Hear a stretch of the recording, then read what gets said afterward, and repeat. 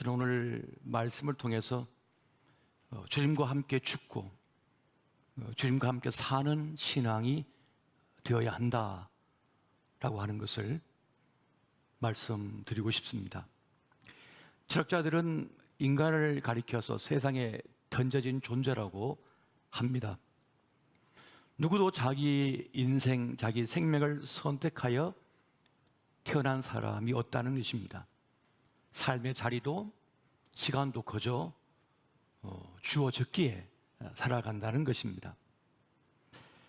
그래서 이제 자기 있음을 깨닫고 경험하는 순간부터 어떻게 살아가야 할지 고민 속에 빠지게 된다는 것입니다. 이것이 우리 인간의 숙명이라는 것입니다. 19세기 독일 신학자인 칼 바르트는 사람의 생에 단 한 번의 기회라고 하는 그의 글에서 그런 말을 합니다. 사람에게는 많은 기회가 있는 것 같지만 단 한 번의 기회가 있을 뿐이다. 그것은 바로 죽음이다. 그렇게 말을 합니다. 그 죽음의 기회를 잘 막기 위해서는 두 가지를 생각해야 한다고 말합니다. 그래서 바로 메멘토 모리라고 하는 것입니다. 바로 죽음을 생각하는 삶이라는 것입니다. 또 하나는 메멘토 도미니, 주님을 생각하는 것이다 라고 말을 합니다. 죽음을 생각하지 않는 사람, 자기 죽음의 현실을 깊이 깨닫지 못하는 사람, 그리고 주님이 있다라고 하는 것을 생각하지 못하는 사람은 헛된 인생을 살 수밖에 없다는 것입니다. 반면에 자기 죽음을 깊이 생각할 줄 알고 그것을 인식하고 있으며 또 구원자이신 예수 그리스도 그 주님을 깊이 생각할 줄 아는 사람은 현세도 내세도 능히 살아낼 수 있다라고 하는 말씀입니다. 우리는 언젠가 죽음을 맞이하게 될 것입니다. 죽는다고 하는 것을 아는 것이 바로 인간이 가진 중요한 지혜 가운데 하나인 것이죠. 또 그리스도께서 우리를 위하여 대신 십자가에 죽으시고 부활하셨다. 그렇게 사망 권세를 깨뜨리시고 부활하셨다라고 하는 그 사실을 아는 것도 우리의 지혜가 됩니다. 주님께서 우리를 위하여 십자가에서 죄를 다 속하여 주셨고 또 부활하셨기 때문에 우리 또한 십자가가 있는 삶, 부활이 있는, 생명이 있는 삶이 되었다고 하는 것, 그것을 알고 사는 사람들이 누구냐? 바로 그리스도 예수의 사람들이라는 것입니다. 그래서 자기의 죽음의 현실을 알고 또 구원의 주님을 아는 사람은 자기의 생애 시간을 허비하지 않고 제대로 살아갈 수 있다는 것입니다. 허무에, 허망에 매이지 않고 산다는 것입니다. 어리석게 자기에게 풍부하여 주는 삶을 깨닫지 못한 채 남만 부러워하다가 다른 사람만 부러워하다가 끝나는 인생이 되지 않는다는 것입니다. 또 세상의 화려함, 세상의 거대함에도 현혹되지 않고 그것보다 더 크신 하나님, 그걸 알고 산다는 것입니다. 우리는 세상에 공짜가 없는 것을 잘 압니다. 그냥 되어진 것은 하나도 없습니다. 마음을 쓰고 몸을 쓰고 그렇게 대가를 지불하고서야 지금 얻은 거예요. 모든 것이. 몸을 많이 쓴 사람은 몸이 망가져 있고 마음을 많이 쓴 사람은 마음이 망가져 있는 것입니다. 또한 우리는 죄의 삭시, 결과가 사망인 것도 잘 알고 있습니다. 그래서 우리는 자기 우상화, 자기 성공의 우상화에도 빠지지 않고 지혜롭게 살아갈 수 있습니다. 심을 때가 있으면 거둘 때가 있다고 하는 사실을 압니다. 그리고 그 심겨진 것을 뽑아낼 때가 있다고 하는 사실도 압니다. 올 때가 있으면 갈 때도 있다고 하는 사실을 아는 것이죠. 그렇게 건강도 빠져나가고 사람도 빠져나가고 돈도 빠져나가고 모든 것이 빠져나간다고 하는 사실을 압니다. 또한 죽음의 공포, 죽음의 우상에서도 벗어난 삶을 살 수 있습니다. 구원의 주님이 나에게 있다고 하는 사실을 알기 때문에 그 부활의 생명이 나에게도 있고 나에게 영원한 생명과 천국이 있다고 하는 사실을 알기에 죽음의 우상하에 빠지지 않고 살 수 있다는 것입니다. 그렇게 나의 부족함, 나의 연약함, 또 하나님의 위대하심, 또 부활의 주님, 구원의 주님이 나에게 있다고 하는 사실을 아는 사람은 자기 힘으로만 살지 않고 은혜로 살고자 합니다. 은혜를 바라보며 산다는 것입니다. 이것을 사도 바울은 알았기에 우리에게 말하기를 주님과 함께 죽고 주님과 함께 사는 삶을 살라고 우리에게 말씀해 주고 있습니다.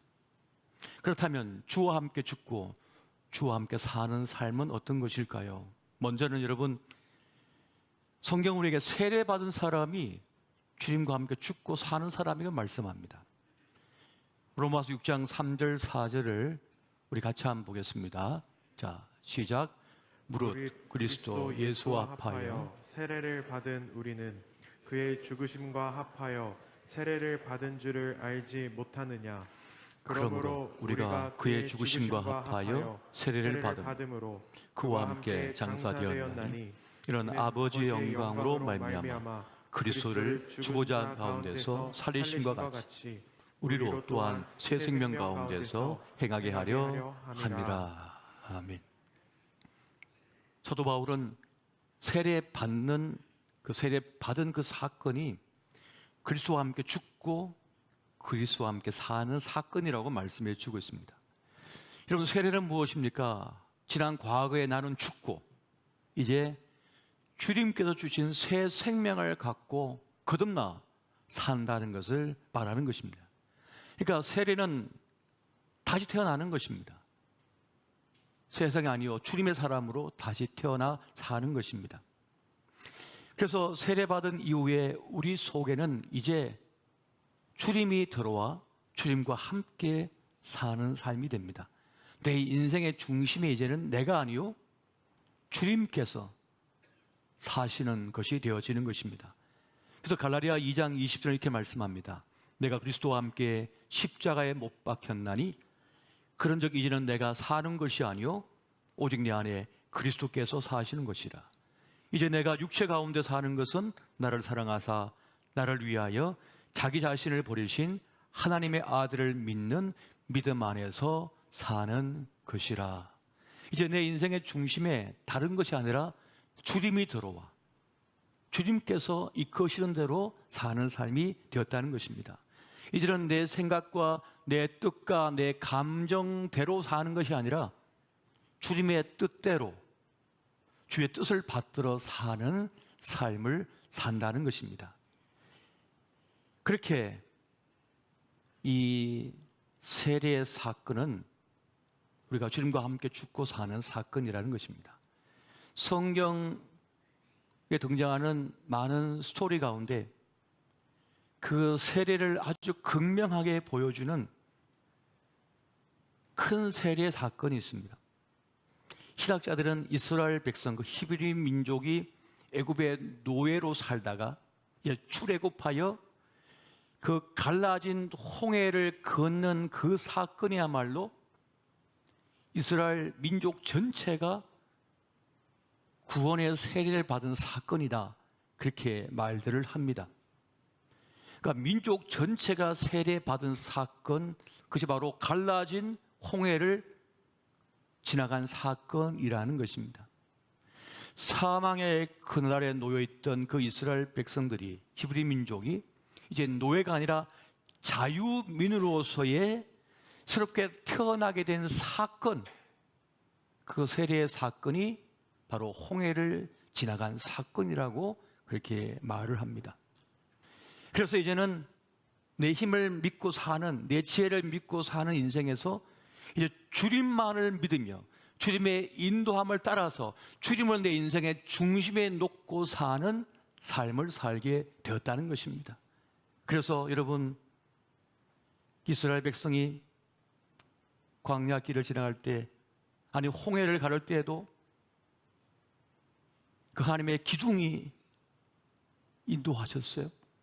또 광야를 지날 때에도 불기둥, 구름기둥이 인도하셨어요. 그리고 텐트를 칠 때에도 항상 그 중심에 여호와의 성막이 있었습니다. 우리 가운데 주님께서 계시다. 그리고 그 여호와의 궤가 나아갈 때 그 궤를 따라갔습니다. 천막을 칠 때에도 각 가정마다 텐트의 입구를, 현관문을 어디로 했냐면 바로 성막을 향하여 나게 했습니다. 오직 주님 중심으로 주님을 따라서 나아가는 인생이 되었다는 것이죠. 두 번째는 여러분, 주님과 함께 죽고 주님과 함께 사는 사람은 아버지 뜻에 모든 것을 맡긴 사람입니다. 내 인생, 내 영혼, 내 가족, 내 모든 것을 아버지 손에 맡기는 사람입니다. 여러분, 내 인생이지만 내가 다 알지 못합니다. 내 몸의 건강 내가 다 알지 못합니다. 내 인생의 향방 내가 다 알 수 없습니다. 내가 낳은 자식이지만 내가 다 알지 못합니다.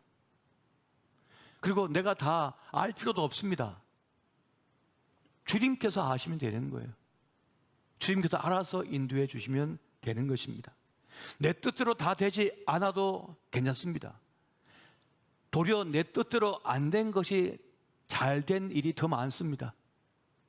그렇게 아버지 뜻대로, 아버지 인도하심을 따라 나아가는 삶, 그것이 바로 주님과 함께 죽고 주님과 함께 사는 그 삶이라는 것입니다. 그래서 우리가 이 세상을 잘 살기 위해서는 수고하고 무거운 짐진 자들아 다 내게로 오라, 내가 너희를 쉬게 하리라 하셨던 주의 말씀을 쫓아서 내 짐을 주님께 넘겨드리면 됩니다.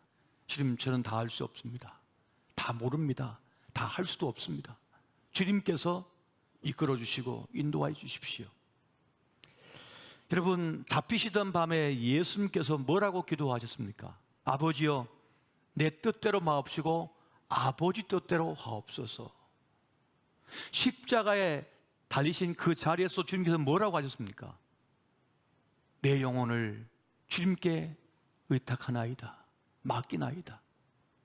그 본을 따라 우리는 내 인생의 향방을, 내 인생의 운명을, 내 영혼을 하나님 아버지께 의탁할 수가, 맡길 수가 있어야 하는 것입니다.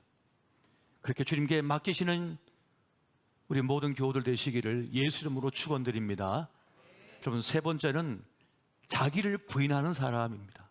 주님과 함께 죽고 주님과 함께 사는 사람은 자기를 부인하는 사람입니다. 예수님께서 말씀하셨습니다. 누구든지 나를 따라오려거든 자기를 부인하고 자기 십자가를 지고 나를 따를 것이니라. 여러분, 자기를 부인하지 않고서는 주님을 따를 수 없다는 것입니다.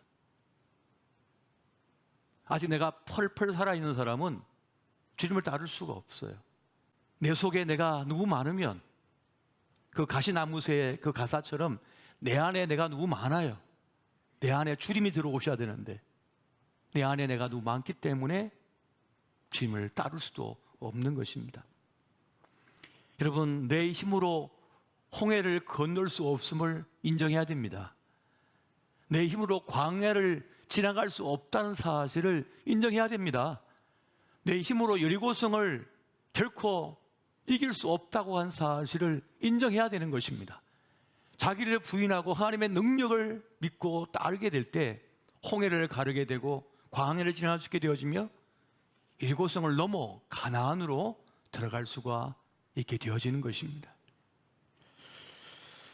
여러분, 그렇게 세례받고 거듭난 하나님의 사람은 어떤 사람입니까? 이제는 나는 죽고 예수로 산다는 거예요. 이제는 내 말이 아니라, 내 생각이 아니라 하나님 말씀대로, 하나님 뜻대로 산다는 것입니다. 나는 죽고 예수로 사는 것, 그것이 바로 구주와 함께 죽고 구주와 함께 사는 것이라는 것입니다. 전에 좋아하던 세상 것, 술 친구, 거짓말, 혹은 누굴 험담하던 것, 나쁜 습성, 그 모든 것이 낯설어져요. 불편해져요.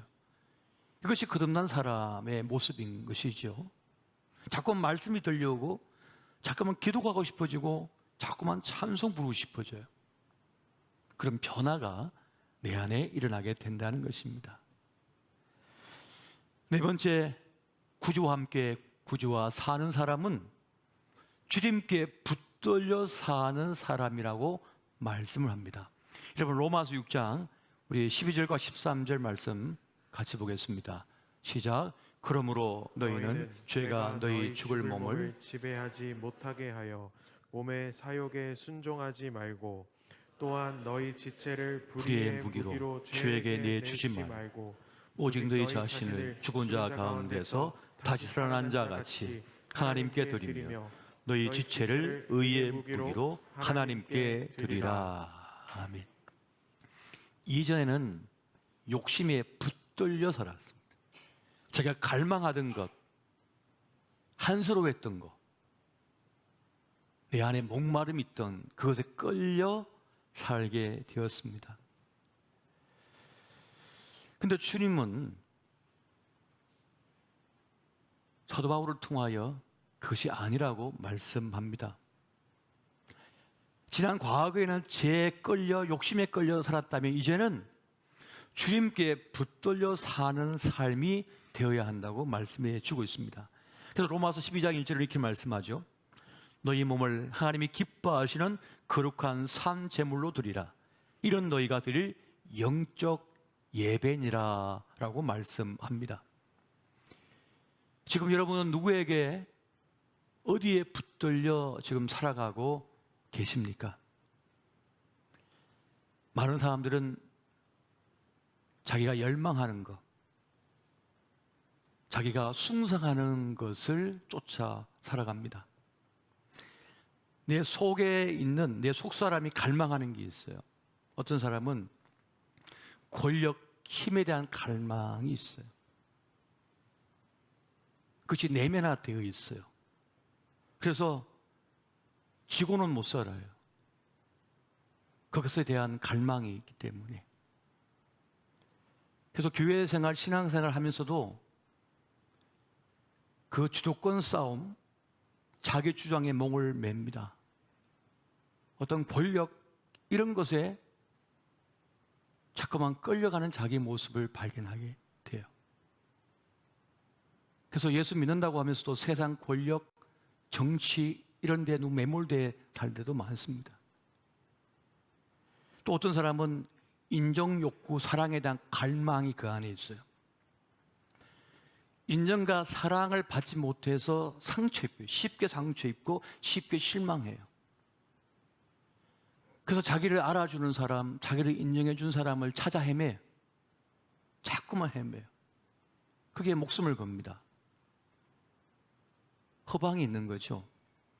또 어떤 사람은 어떤 배움, 어떤 지식에 대한 갈망이 있어요. 성경 공부, 제자 훈련의 목적은 주님을 닮아가는 것인데 그것이 아니라 내가 많이 안다, 내가 더 높다, 내가 더 크다, 이것을 증명받고 싶어서 거기에 몰입하는 그런 분들도 볼 때가 참 많습니다. 세상의 경쟁 논리가 내 안에 들어와 버린 것이죠.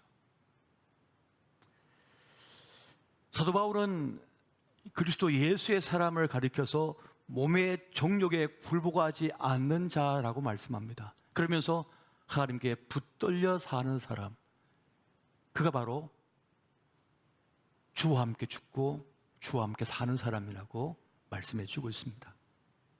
우리 모든 교우들은 세상이 아닌 내 갈망이 아닌 주님께 붙들려 사는 그리스도 예수의 사람 되시기를 예수 이름으로 축원드립니다. 여러분, 다섯 번째는 참 자유를 누리는 사람이 나는 죽고 예수로 사는 사람의 모습입니다. 여러분, 예수님께서 자신을 뭐라고 했습니까? 나는 길이요 진리요 생명이니 라고 말씀했습니다. 우리가 주님을 영접하여 주님을 모시게 되면 참 자유를 누리는 사람이 됩니다. 요한복음 8장 32절 보니까 진리를 알지니 진리가 너희를 자유케 하리라 라고 말씀했는데, 그 진리가 누구십니까? 바로 예수 그리스도시거든요. 그 주님을 가진 사람, 그 주님이 내 중심에 들어온 사람은 자유로운 삶을 살게 됩니다. 예수 안에서 참 자유를 경험한 사람은 묶임이 없어요. 매임이 없습니다. 장벽도 없고 막힘도 없어요. 참 자유를 누리게 됩니다.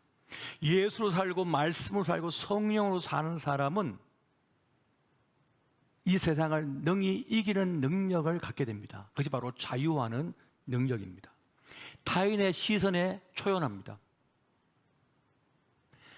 평범하게 살아도 억울하지 않아요.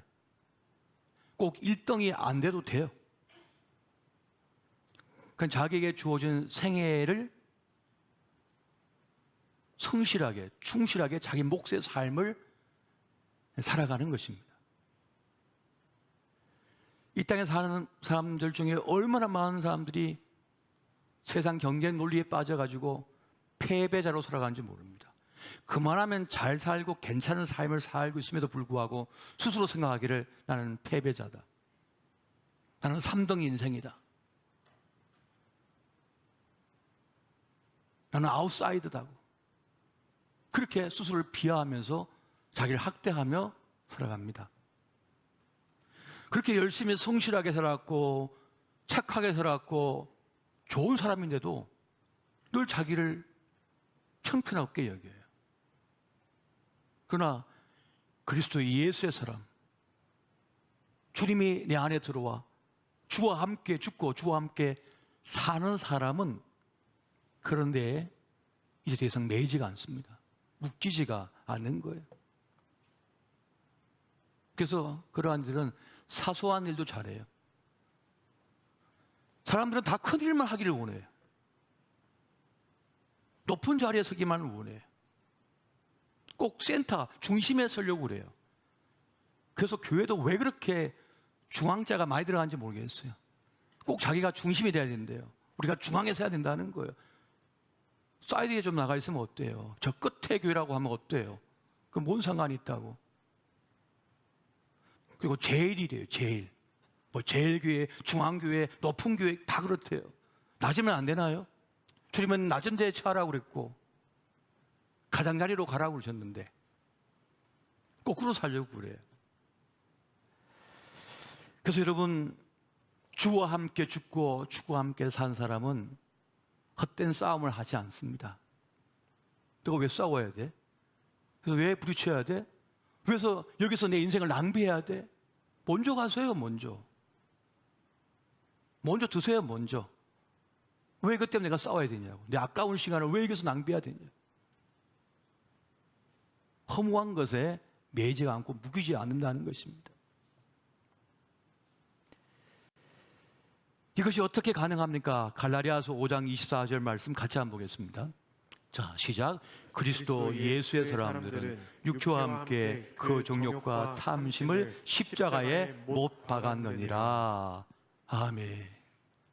내 탐심, 내 정욕을 십자가에 박아 죽여버렸기 때문에 우리는 죄에 대하여 죽고 지난 과거에 대하여 죽고 이제는 예수로 사는 삶이 되어야 합니다. 여러분, 예수님이 내 인생의 주인이 되면 이제 묶였던 것에서 풀려나는 자유현상이 일어나게 됩니다. 헛된 것에서 풀려나게 돼요. 묶였던 것에서 풀려나는 해방을 경험하게 됩니다. 두려움에서도 풀려납니다. 죄와 사망의 권세에서 풀려났기 때문에 자유를 누리게 되는 것이죠. 우리의 인생은 변수가 많습니다. 우리에게 주어진 생애 시간을 여러분 헛된 것에 묶여서 헛된 싸움하느라 낭비하지 마십시오. 주님과 함께 죽고 주님과 함께 사는 사람은 주의 인도함을 따라서 내 생애를 참으로 소중하게 아름답게 살아가게 됩니다. 이제 맞이하게 될 고난 주간, 여러분 깊이 주님과 동행하는 그 은혜 누리시기를 예수 이름으로 축원드립니다.